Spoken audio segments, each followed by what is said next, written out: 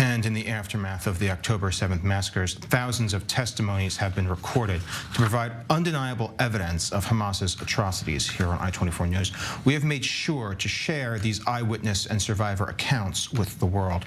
Joining us now is Irit Lahav, the survivor of the Kibbutz Nir Oz Massacre. Irit, it's good to have you with us, though I am going to have to ask you to share a story that's not going to be easy. Can you talk us through what happened on October 7th? In terms of the Thai people? In terms of everything. Everything. On 7th of October, 6:35 a.m., the red alert, which is the missile alarm, went on in a kibbutz, Nir Oz. And my daughter right away said, I hear sounds of shooting. And I said, no, it can't be. Right away, my neighbor said somebody's shooting at her house. And a minute later, our other neighbor sent us a message saying that he sees armed Palestinians block your doors. We, in the safe rooms, we don't have doors that lock. They're against missiles, not against humans. So we knew that they can come in anytime. We started hearing constant automatic weapon from all parts of the kibbutz and messages from different people saying that they're breaking into their houses and they're burning their houses. Helplessly, we didn't know what we could do. And it's really, really terrifying. Your whole body is shaking from the fear, knowing that any minute they can approach your own house. Constant, endless shooting, grenades. We started hearing also RPGs. And I knew that I have to figure out a way to lock the door somehow. So finally, my brother sent me a picture of how he locked his door. He lives 5 kilometers away. I got an inspiration from how he did. I got the idea, and I took an oar, a rowing stick for the boat, and took apart my vacuum cleaner. It has a long hose, and tied it really strongly with a leather string to the door handle and blocking the door so that they won't be able to pull it open. And they've tried to, they finally really reached our house, shooting and then shouting in Arabic, very, very loud voices, very scary, broke the whole house. We were still hoping they wouldn't reach our house, but the safe room's door, and then they did, and they tried really strongly beating it and shouting and beating it and shouting, but they couldn't get it open. But at that time, we would just say goodbye words to each other, saying to each other how much we love each other. And it was really, really scary. But they came again 4 different times, tried to open it, couldn't open.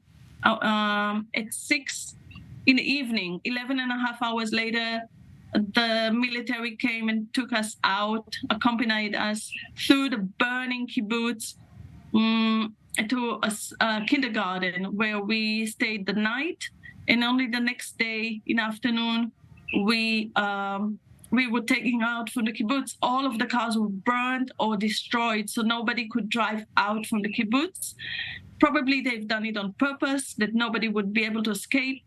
And so buses came and took us out to Eilat, where I'm staying here.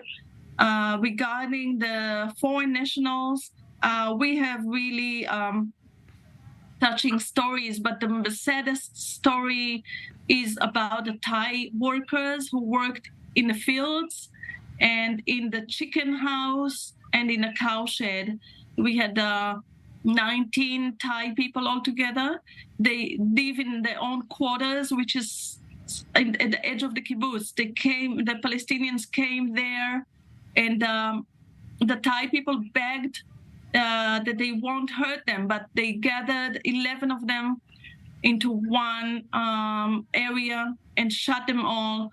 I went there last Tuesday for the first time. I couldn't go into that room. Just the walls on the outside were all smeared with blood, and it's just terrible. They killed 11 of them in that room. Terrible. They kidnapped 5 of them. and released two of our Thai beloved workers. Three more of the Thai people were not at the kibbutz's pristine on 7th of October. Two of them were working at a cowshed, which is about a kilometer away, and one was not at the kibbutz at all. And so these three were okay, while 11 Thai people were slaughtered. Really, this is the word, slaughtered, without mercy. It's easy to recognize that these are not Israelis. You could see by the look that they're not Israelis. They have slanted eyes. It's very clear. They don't speak Hebrew. They can hardly speak English. But the Palestinians had no mercy at all for these foreign workers who just came for 5 years to work and make some income to bring back home to Thailand, killing, as I said, 11 and kidnapped 5. Now, 2 have returned and are in the hospital. And they are basically okay, not perfect, but basically in okay health. And we have somebody from the kibbutz who was always in touch with them throughout the years, and she's there taking care of them, giving them, helping them with the connection to their families, and mediating between the hospital and them. And we are trying to really hug them and take care of them. They're really, they were, in Israel, but they are not connected to this war between Israel and the Palestinians. It's so unfortunate that these good people found themselves in such a situation. And the brutal way the Palestinians treated them is just unhuman, really so sad. Absolutely monstrous. We're waiting for the rest of them to be released, and the rest of the people from Nir Oz. The Nir Oz people account for a third of the kidnapped people. Now, you're describing a situation. The workers, they're not just workers. You're close to them. You live with them every single day. You see them. They're practically family, as you're describing it. What sort of response have we seen from the Thai community here in Israel in response to what happened? And in the aftermath of everything that's gone on, have most of them left? Have any said they want to come back? Do they still feel that they are members of the family, or do they feel forgotten? Actually, one of the Thai people who was not at the kibbutz during that time, he moved to a different location in Israel, started working there. 2 of them, if I understood correctly, are either on their way to Thailand or will be going back to Thailand. These were the 3 who were not actually at the kibbutz during this attack. Now, those 2 that are in the hospital, we still don't know what they would like to do.